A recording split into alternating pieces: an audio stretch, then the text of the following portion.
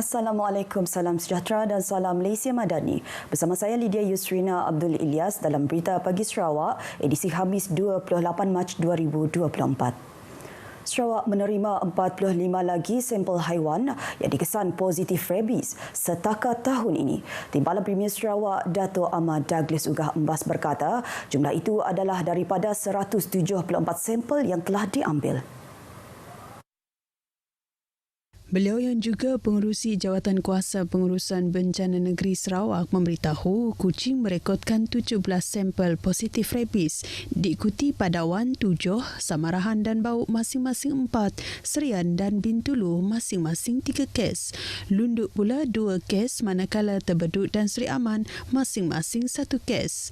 Kes-kes tersebut melibatkan anjing bertuan dan tidak bertuan yang dikesan menerusi laporan kes gigitan dan anjing peliharaan yang didapati tidak sihat. Jelas Dato' Ahmad Douglas, Menteri Industri Makanan, Komoditi dan Kemajuan Wilayah Sarawak, Datuk Seri Dr. Stephen Rundi Utom telah mengisytiharkan Seri Aman sebagai kawasan jangkitan rabies susulan kes baharu yang dikesan di bahagian tersebut pada Isnin lepas.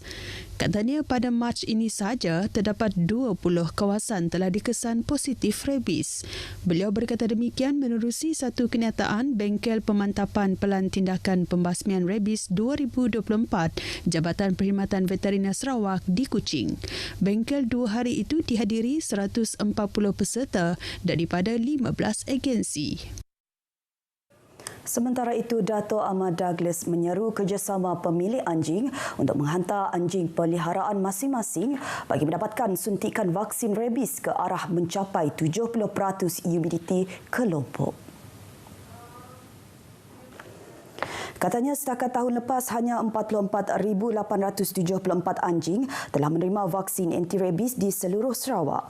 Jumlah tersebut dilihat masih rendah berbanding 230,000 ekor anjing yang disasarkan. Sementara itu, Pengarah Jabatan Perkhidmatan Veteriner Sarawak, Datuk Dr. Adrian Susin Ambut memberi komitmen akan memantapkan lagi kempen kesedaran pemvaksinan rabies. Pada masa sama, beliau memohon pertambahan kaki tangan dengan menubuhkan satu pasukan veteriner bergerak bagi tujuan penguatkuasaan vaksin anti-rabies di seluruh Sarawak. Agensi Penguatkuasaan Maritim Malaysia APMM Bintulu mengaktifkan op khas pagar laut yang telah bermula 12 Mac lepas hingga penghujung April ini. Operasi bertujuan mengekang sebarang aktiviti jenayah khususnya di perairan Sarawak sepanjang Ramadan dan Syawal ini. Pengarah Zon Maritim Bintulu, Kapten Maritim Muhammad Izwadi Muhammad Hassan berkata, tujuan operasi antaranya mengekang kemasukan pendatang asing tanpa izin, aktiviti penyerdupan dan jenayah rentas sempadan yang lainnya di sempadan perairan negara. Operasi khas itu juga untuk meningkatkan kesiapsiagaan para anggota aset laut dan udara APMM. Untuk OS Pagar Laut ni, kita memang mengikut kepada jadual yang telah ditetapkan, iaitu pergerakan kita punya aset dari segi kapal dengan bot kita dah atur gerakan. Cuma kalau kata berapa anggota yang mengikuti untuk operasi ini, sebenarnya semua anggota terlibat. Beliau berkata demikian di Bintulu. Seramai 10 penduduk Kampung Kawang Bekenu menerima sumbangan menerusi program tanggungjawab sosial korporat Miri FM bersama syarikat KM Mobil Sendirian Berhad. Pengurus RTM Miri Saiful Arini berharap sumbangan tersebut dapat meringankan beban golongan yang memerlukan pada masa sama mengalu-alukan kerjasama mana-mana pihak untuk melaksanakan aktiviti seperti itu. Kita berharap program sebegini dapat diteruskan lagi dengan syarikat ataupun organisasi-organisasi luar swasta untuk sama-sama memberi sumbangan kepada mereka yang memerlukan, khasnya dalam menyambut mana-mana perayaan, tak kira perayaan Hari Raya, Gawai, Christmas ataupun Tahun Baru Cina.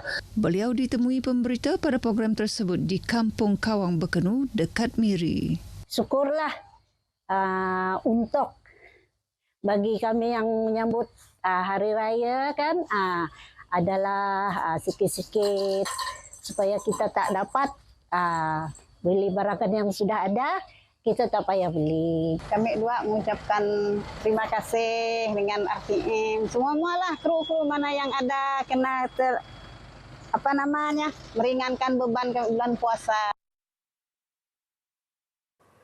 Dalam kesibukan umat Islam mengunjungi bazar Ramadan dan pasar malam untuk membeli kuih raya sebagai juadah di Aidilfitri, masih dapat di antara mereka membuatnya sendiri. Lazimnya menghasilkan sendiri biskut raya lebih memberi kepuasan, menjibatkan kos selain mengeratkan hubungan kekeluargaan.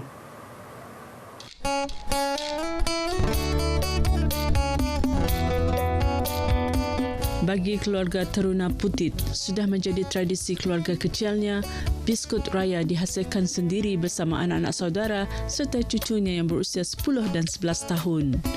Beliau berkata aktiviti berkenaan hanya dapat dilakukan pada hujung minggu kerana itu sahaja masa terluang membuat persiapan Aidilfitri. Paling kami lah suka molah dari impun. Sebab mun molah dari impun ada bajet sikit, makanan untuk cucu-cucu pun lebih. Mun kita beli ni dah dapat banyak lebih macam tu. Kita nanggah harga juga, membuaskan hati sebab mun perayaan kami mesti molah sendiri. Rindu hati bah supaya suasana hari raya ada nampak suasananya.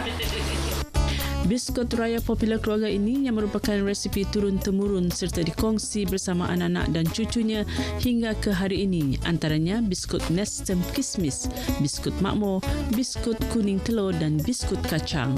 Sementara itu, anak saudaranya Suryana Komar berkata mereka didedahkan cara membuat biskut dan kek sejak dari kecil dan hingga kini mereka sendiri menawarkan diri membantu. Ujarnya bukan tidak pernah membeli biskut raya tetapi menghasilkan sendiri biskut atau kek untuk Aidilfitri memberi kepuasan tersendiri dengan adunan bersesuaian dengan cita rasa keluarga. Kadang-kadang pun dari segi rasa pun kadang-kadang kan kinetok banyak penyakit. Pun kita mula dari impun, gula pun kita boleh kurangkan manis. Kadang-kadang kuih di luar kan manis.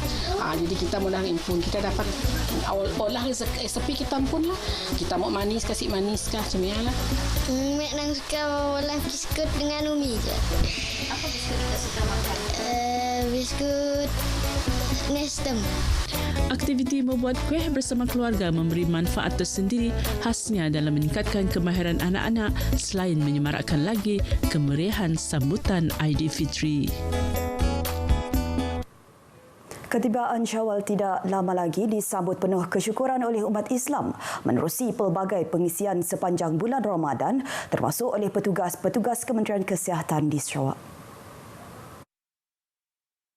Persatuan Kebajikan Islam Perubatan Perkip Hospital Umum Sarawak HUS tidak ketinggalan untuk menganjurkan pelbagai aktiviti.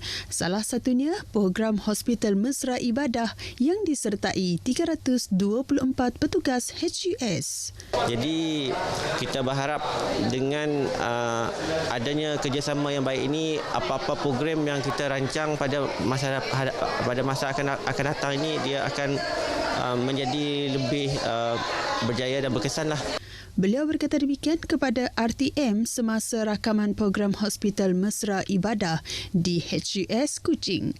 Antara pengisian program adalah Malaysia Ngaji, Takbir Raya dan Pakai Sungkei yang bertujuan mengeratkan tali silaturahim dalam kalangan petugas-petugas kesihatan di HUS. Berita Pagi Sarawak berakhir di sini. Ikuti Stadium RTM selepas ini untuk perkembangan sukan tanah air dan antarabangsa. Dari sungai hingga sagara, Palestin pasti merdeka.